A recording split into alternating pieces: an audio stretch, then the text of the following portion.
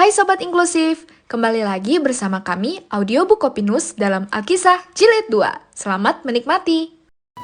Legenda Hujan oleh Afif Hussein. Beribu-ribu tahun lamanya, tepat ketika ranting kecil berguguran, daun-daun meneteskan embun, serta para burung yang berkicau seraya menjemput janji masa depannya. Berdirilah bangunan megah nan indah di atas bumi, bukti prasasti agung yang tak tergoyahkan. Kota Glopin, kota yang menyimpan segudang hasil makanan seperti padi, jagung, gandum, dan yang lainnya. Tidak hanya itu, Glopin juga memproduksi hasil tambang berupa emas, perak, maupun tembaga. Dari sanalah tempat masyarakat menggantungkan hidupnya. Pada sebuah hari yang cerah, ketika para warga sedang asyik bercengkrama dengan yang lainnya. Sementara itu, di dalam istana Glopin, bangunan tertinggi di Glopin dengan bentengnya yang kokoh dan pasukannya yang terlatih, secangkir emas berisikan teh tidak tersentuh oleh peminumnya sedari tadi. Ia termenung gusar sambil menadahkan kepalanya lantas bergumam. Bagaimanakah nasib Glopin ke depannya? Ialah sang baginda Raja Langit. Dengan pakaian kebesaran dan mahkota yang berkemilauan, sedang gusar memikirkan kota Glopin. Para pendekar dan prajuritnya yang tangguh lagi memberani, tidak lantas membuatnya tenang.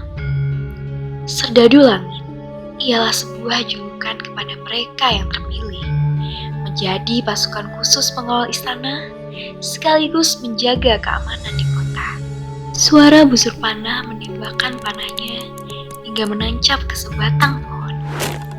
Tanda seorang pendekar sedang berlatih.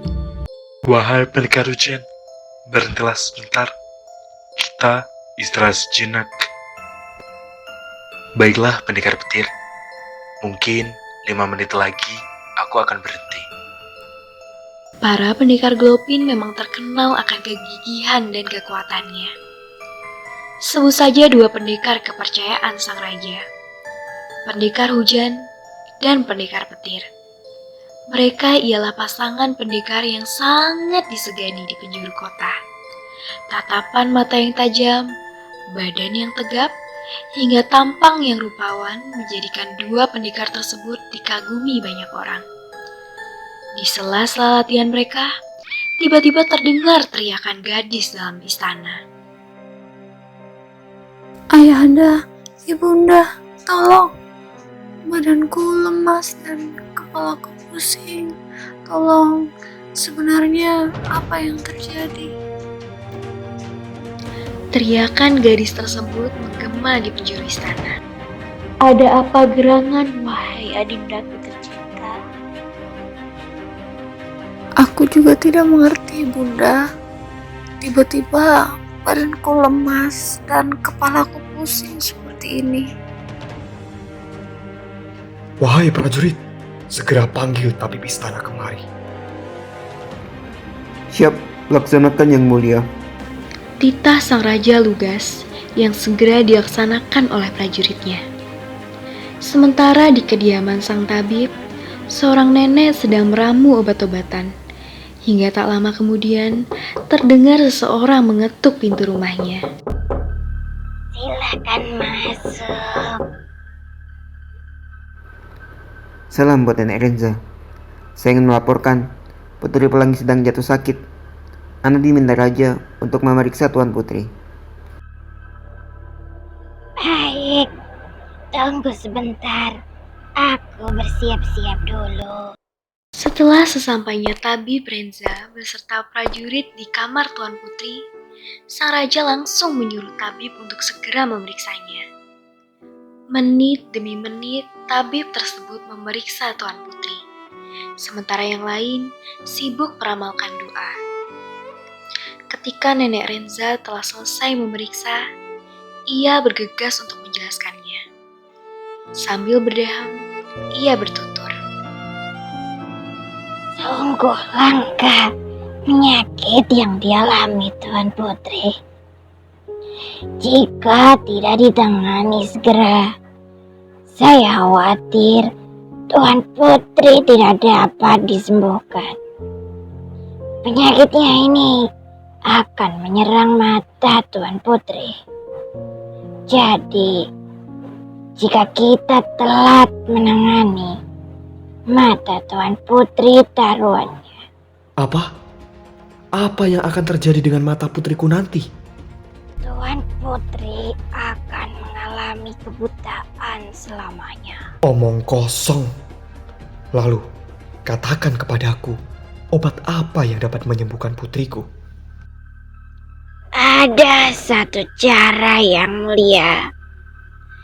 Tuan Putri akan dapat disembuhkan dengan ramuan tanaman petrikor. Aku tidak tahu pasti keberadaan tanaman itu. Yang aku pahami, petrikor tumbuh di sebelah utara kota. Setelah mendengar penjelasan tabib Renza, sang raja bergegas memerintahkan pendekar hujan untuk mencari tanaman petrikor demi kesembuhan putri kerajaan. Dengan lantang, pendekar hujan pun berjanji. Aku pendekar hujan, sebagai utusan kerajaan Glopin, akan membawa pulang tanaman petrikor untuk sang putri. Janjiku sebagai seorang ksatria. Dengan memacu kudanya, sang pendekar menebas hutan, melewati lembah, hingga mendaki gunung sambil berbunga. Tunggu aku, Tuan Putri. Fajar menjemput senja, siang berganti malam. Hal yang tak terduga terjadi. Bagaikan api yang menghanguskan kayu, jejak pendekar hujan menghilang begitu saja. Hari demi hari, pendekar hujan tak kunjung datang. Seluruh penduduk Glopin mulai cemas. Sementara itu, sang putri hanya dapat termenung dan menangis. Mengapa pendekar hujan tak kunjung datang ya? Tanyanya heran. Hingga ketika purnama muncul tepat di atas kepala, di situ pula perlahan-lahan penglihatan putri pelangi memudar. Tepat setelah sinar berubah menjadi gelap, tangisan Tuan Putri tidak dapat terbendung. Semua orang berduka. Begitu halnya raja dan ratu sibuk menenangkan sang putri. Hari demi hari, putri hanya bisa terdiam dan menangis. Hingga suatu ketika di keheningan malam, Tuan Putri bermimpi. Maafkan aku, Tuan Putri. Aku tidak bisa membawakanmu tanaman petrikor. Akan tetapi, ketahuilah, Tuan Putri, walau cahaya di matamu redup, tapi tidak dengan hatimu. Hatimu akan selalu bersinar jika engkau selalu tersenyum bahagia. Terima kasih pendekar hujan.